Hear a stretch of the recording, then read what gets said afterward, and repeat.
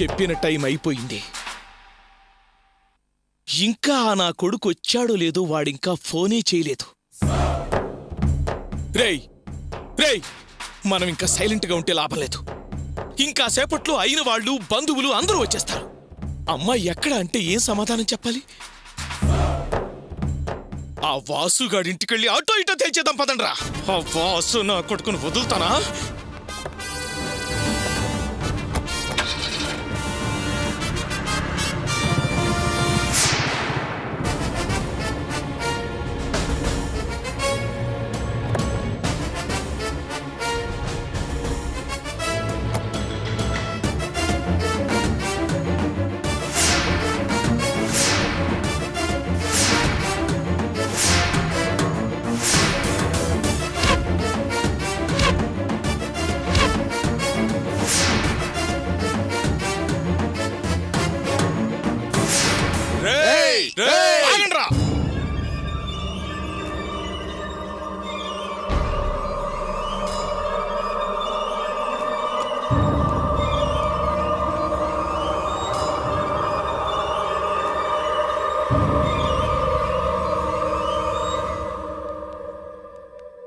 Sorry sir, Vijayawada నుంచి నిన్నే రావాల్సింది.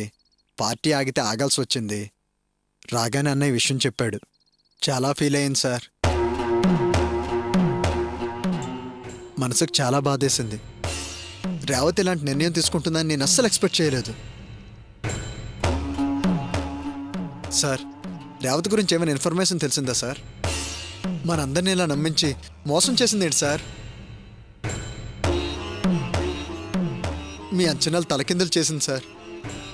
మీ ఆశ నిరాశ చేసి ఇలా నట్టేట్లో ముంచేసింది ఏంటి సార్? రేపే పెళ్ళి. ఈరోజు ఆ అమ్మాయి కనపడకుండా పోయింది. పైగా ఏ సమాచారం తెలియలేదంటే మీరెంత టెన్షన్ పడుతున్నారో నేను అర్థం చేసుకోగలను. రేవతి ఇలా చేయడం చాలా తప్పు సార్. వాసు, రేవతి ఎక్కడికి వెళ్ళుంటుందో విచారించడానికే మీ ఇంటికి వచ్చానయ్యా. అది ఎక్కడికి వెళ్ళుంటుందో నీకేమైనా తెలుసా? లేదు సార్, అయినా గతమంతా నేను మర్చిపోతున్నా. అమ్మా నాన్న చూసిన సంబంధమే చేసుకుంటాను అని చెప్పింది. సడన్గా ఎందుకు ఇలా మారిందో నాకు తెలియటం లేదు సార్. సార్, ఓ పని చేద్దాం సార్. చెప్పు వాసు, రేవతి కనపడాలంతే. నువ్వేం చేయమంటే అది చేస్తాను. రండి సార్, రేవతి ఫ్రెండ్స్ అందరిని కలిసి ఎంక్వైరీ చేద్దాం. నువ్వు చెప్పింది కరెక్ట్. చలో బండి. అన్నయ్య, నేను సార్తో కలిసి బయటికి వెళ్తాను. సరేరా, రేవతి ఎక్కడుందో ఎలాగైనా కనుక్కోరా. అలాగే అన్నయ్య.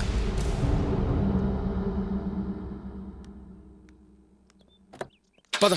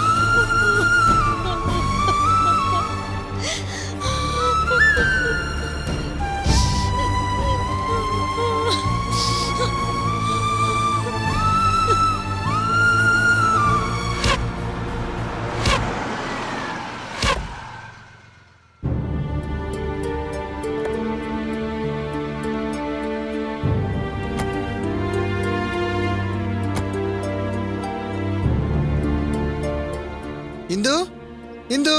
ఎవరు? ఏంటి వాసు, సడన్ గా మా ఇంటికి వచ్చావు? ఏం లేదు, రేవతి కనిపించడం లేదు. నీ దగ్గరికి ఏమైనా వచ్చిందేమోనని, లేకపోతే రేవతి గురించి నీకేమైనా తెలిసేమోనని అడగడానికి వచ్చాను. ఏంటి, రేవతి కనిపించడం లేదా? రేపే కదా రేవతి పెళ్లి. ఫ్రెండ్స్ అందరం కలిసి వద్దామని రాత్రి గిఫ్ట్లు కూడా తీసుకున్నాం.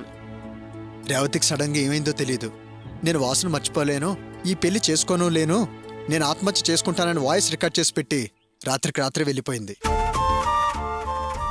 పాపం, వాళ్ళ అమ్మా నాన్న కుమిలి కుమిలి ఏడుస్తున్నారు. నీకేమైనా తెలిసేమోనని వచ్చాను. లేదు వాసు, నాకేం తెలీదు. దానికి సౌజన్య బాగా క్లోజు. దాన్ని అడిగి చూడు వాసు. సరే, పదండి సార్.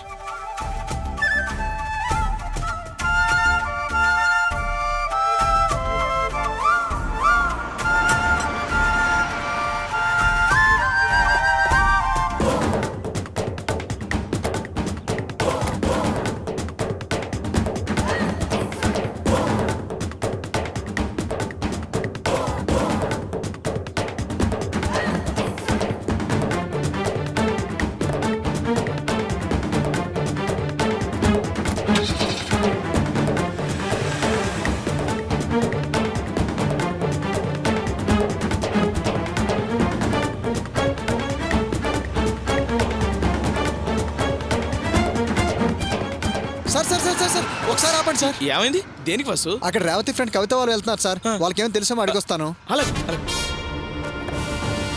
కవిత, ఏయ్ కవిత, కవిత, కవిత ఒకసారి ఆగు. ఏం వాసు? రేవతి ఏమైనా కనిపించిందా? లేదే.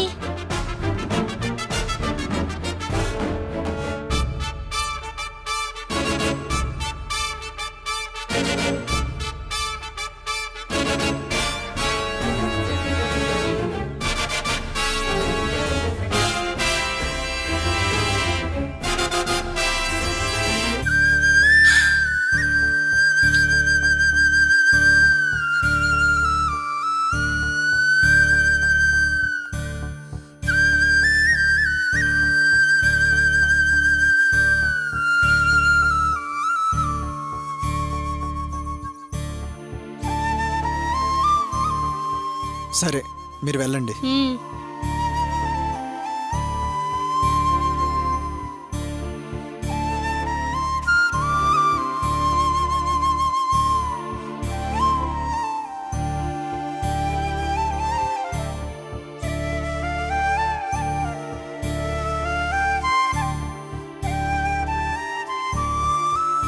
సార్ వాళ్ళకి తెలియదండి సార్. దాన్ని కని పెంచి కంటికి రెప్పలా చూసుకున్నాను. దాని సంతోషం కోసం ప్రతి క్షణం ఆరాటపడ్డాను. నాకు సరైన గుణపాఠమే చెప్పింది. కూతుళ్ళని అమితంగా ప్రేమించే వాళ్ళకి నా జీవితం ఓ పెద్ద గుణపాఠం అవుతుందయ్యా. కనీసం దాని శవం దొరికిన బావుండు. అది చచ్చిందన్న వార్త నా వియ్యంకుడి చెవును వేసి స్నానం చేసి తల తుడుచుకొని ప్రశాంతంగా ఉండేవాడిని. అది బతికుందో చచ్చిందో కానీ నాకు టెన్షన్ పెట్టింది. అది గాని నా చేతికి చిక్కాలి, అప్పుడు చెప్తాను. సార్ మీరు కోపం తెచ్చుకోకండి. మీ పరిస్థితి చూస్తుంటే మీరు చాలా ఆవేశపడుతున్నట్టున్నారు. ఆవేశంలో అనవసరమైన నిర్ణయాలు తీసుకోకండి. నిదానంగా ఆలోచించి ఓ మంచి నిర్ణయం తీసుకోండి సార్. నిర్ణయం తీసుకోవడానికి ఇంకేముందయ్యా నా పొంద? అయిపోయింది, అంతా అయిపోయింది. ఆలోచించే టైం కూడా లేదు. ఇంటికి చుట్టాలు రావడం కూడా మొదలై ఉంటుంది. అటు కళ్యాణ మంటపానికి వెళ్లే టైం కూడా అయింది. ఆ పెళ్లి కొడుకు వాళ్ళకి ఏం చెప్పాలో తెలియక నరాలు తెగిపోతున్నాయ్యా. అందరూ వచ్చి ఏది నీ కూతురు, ఎక్కడ నీ కూతురు అంటే నేను నా భార్య తలదించుకోవాలి. నాకు ఇలాంటి పరిస్థితి వస్తుందని కల్లో కూడా అనుకోలేదు. నేనంటే సిటీ అంతా వణికిపోతుంది. ఇవాళ నేను పెళ్లి కొడుకు వాళ్ళకి నేను వణకాల్సి వస్తుంది.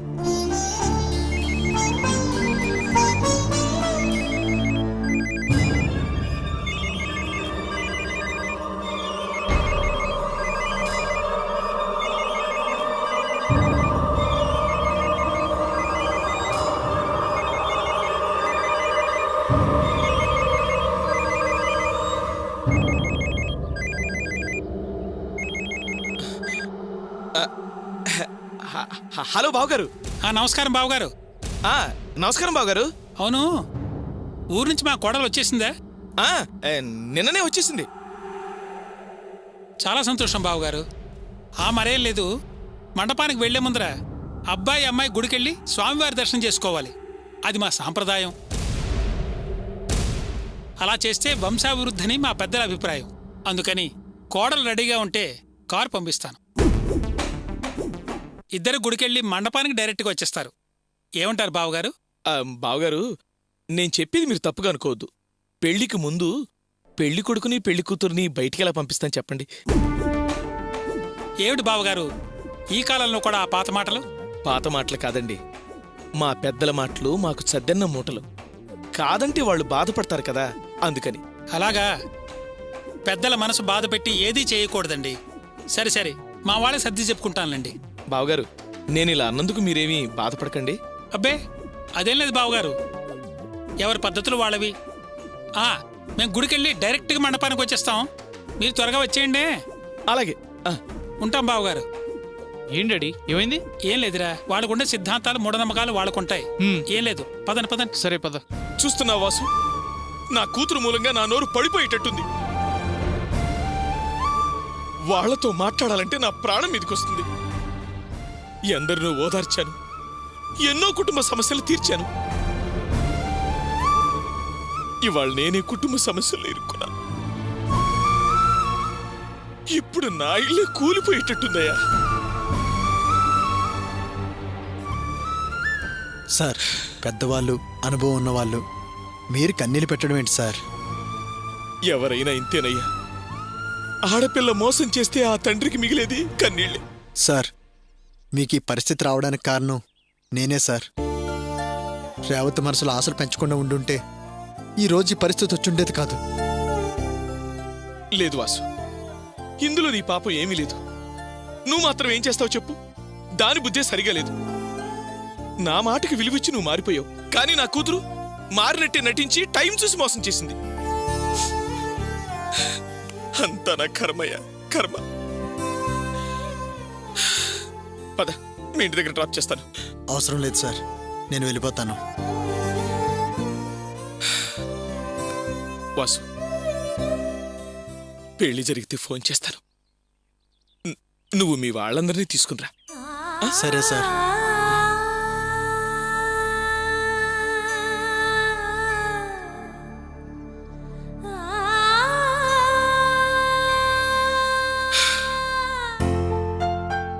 అర్చన, కాస్త కాఫీ పెట్టివమ్మా. అర్చన పిండి మిల్లికెళ్ళింది, నువ్వే పెట్టుకు తాగు. సరే అత్తయ్య, మీకు కూడా కాఫీ పెట్టుకురానా? నాకొద్దు. పర్లేదు అత్తయ్య, నేను పెట్టి తీసుకొస్తానుండండి.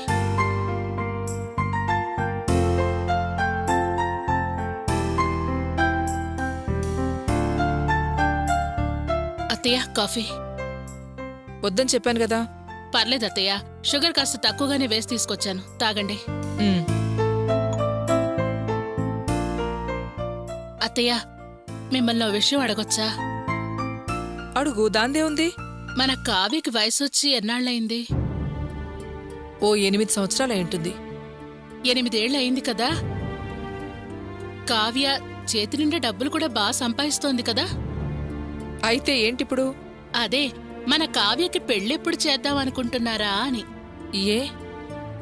ఏ నిర్ణయం తీసుకోలేదు. ముందు తీసుకున్న నిర్ణయాలన్నీ తలకిందులయ్యాయి. తర్వాత వాడు అత్తయ్య గారి అబ్బాయితో జరుగుతుంది అనుకుంటే అది వెనక్కిళ్ళిపోయింది. ఆ దిలీప్ విషయంలో మోసపోయిన దగ్గర నుంచి అదసలు పెళ్లే చేసుకోనంటోంది. నన్నేం చేయమంటావు చెప్పు? కావ్య చిన్నపిల్ల, ఏదో పెళ్లి మీద విరక్తితో అలా మాట్లాడుంటుంది. అలా అని మనం ఊరికే వదిలేస్తావా? ఏ వదిలేయలేం. నాకు బాధగానే ఉంది, కానీ ఏం చేయను? ప్రతిరోజు ఆ దేవుణ్ణి వేడుకుంటూనే ఉన్నాను, దానికి మంచి జీవితం ప్రసాదించు తండ్రి అని. అంతకుమించి ఏమీ చేయలేను. దేనికైనా సమయం రావాలిగా. సమయం రావాలంటే ముందు మన ప్రయత్నం మనం చెయ్యాలత్తయ్య. ముందు మనం ఏదో ఒక సంబంధం చూసొస్తే కాలం దానంతటదే వస్తుంది. అసలు నీ మనసులో ఏముందో అది బయటికి చెప్పు. లోపల ఒకటి ఉంచుకుని బయటకు ఒకటి మాట్లాడుతున్నావు. నీ ఉద్దేశం ఏంటో కాస్త అర్థమయ్యేట్టు చెప్పు. ఏం లేదత్తయ్యా, మన కావ్యకి త్వరగా పెళ్లి చేస్తే బావుంటుంది కదా, అదే చెప్దామనుకుంటున్నాను. ఏ, నువ్వేమైనా సంబంధం చూసావా అలా అంటున్నావు? అయ్యయ్యో, నేనా? సంబంధమా? రామరామా, ఒకసారి అర్చనకు మేలు చేద్దామని ఒక సంబంధం తీసుకొస్తే దానివల్ల ఇన్ని గొడవలైపోయి లాస్ట్కొచ్చేసరికి అర్చన మన నెత్తి మీద భారమై కూర్చుంది. చేసిన తప్పుకి పరిష్కారం ఎలా చేసుకోవాలరా భగవంతుడా అని నేను బాధపడుతున్నాను. అది పోని ఇంకో సంబంధం తీసుకొస్తానా? మరేం లేదత్తయ్యా, అందరూ నన్ను మీ రెండో ఆడబిడ్డ పెళ్లి ఎప్పుడు, ఇప్పటికే వయసైపోతోంది కదా అని అడుగుతున్నారు. నాకు కొంచెం ఇబ్బందిగా ఉంది, అందుకే మిమ్మల్ని ఈ విషయం అడుగుతున్నానత్తయ్యా.